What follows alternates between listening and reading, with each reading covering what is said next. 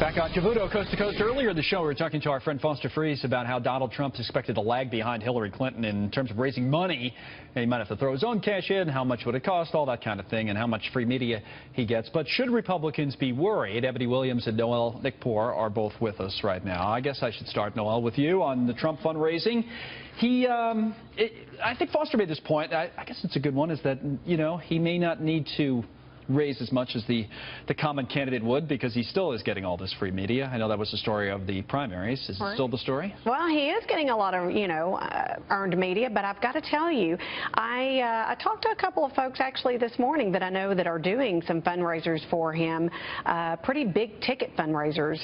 There was a guy named Howard Lorber who's friends with Carl Icahn, and I know that he's got a couple of fundraisers planned, and they're pretty big tickets. So he's going to get the money he needs. Well, you know, it's looking that it's rolling. But I will tell you, there are other people that have faced resistance with fundraising for Donald Trump. I remember, I think there was an article where Boone Pickens was going to have something, and he was confused on, what was what for the super PAC. So that's not really good. But I think you will have more money raised for Donald Trump once you get endorsements from people from the establishments that kind of let it know that it's okay. Art Laffer was a big feather in his cap, by the way. It makes him look good on the economy, right? That he's like a Reagan guy. And everything else. Is this going to be an even matchup, Eboni, or does Hillary Clinton go in with a big advantage, you think, financially? I think it will end up being even. Here's why. Okay. I agree that, he is not going to raise the dollar amount that the Clinton machine can come up with. But he doesn't need it, right? But he doesn't need it. And here's the other thing. Part of his political message is that he doesn't need it. So I think there's an advantage to Trump, right, when he's not so deep in the pockets of the RNC and some of these big donors, that he can remain, at least optically, independent. What did you guys think of today? What did you think of the news? Today was a perfect example, right? I was like, this is exactly why he doesn't need as much money, because she gets 45 minutes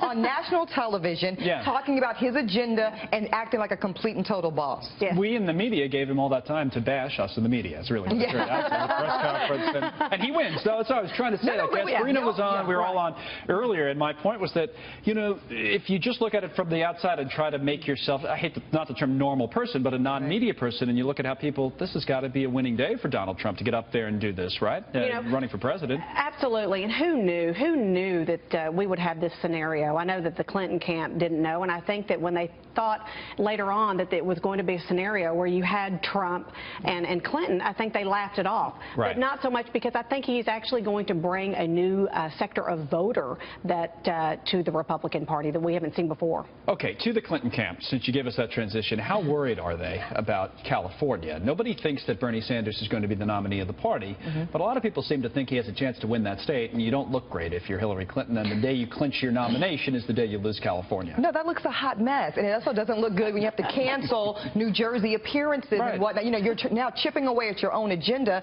to backpedal, to do some back-end work that should have already been in the bag for her. So, no, they're very nervous. It's not a good look, but I applaud her for making the correction. This is something that I think the Hillary camp has struggled with, is seeing you're going down a bad road and sticking to it versus doing the smart thing, which is regrouping and figuring it out. But she must feel like she's got to win that. She's got to win. I mean, I know, and again, technically she doesn't.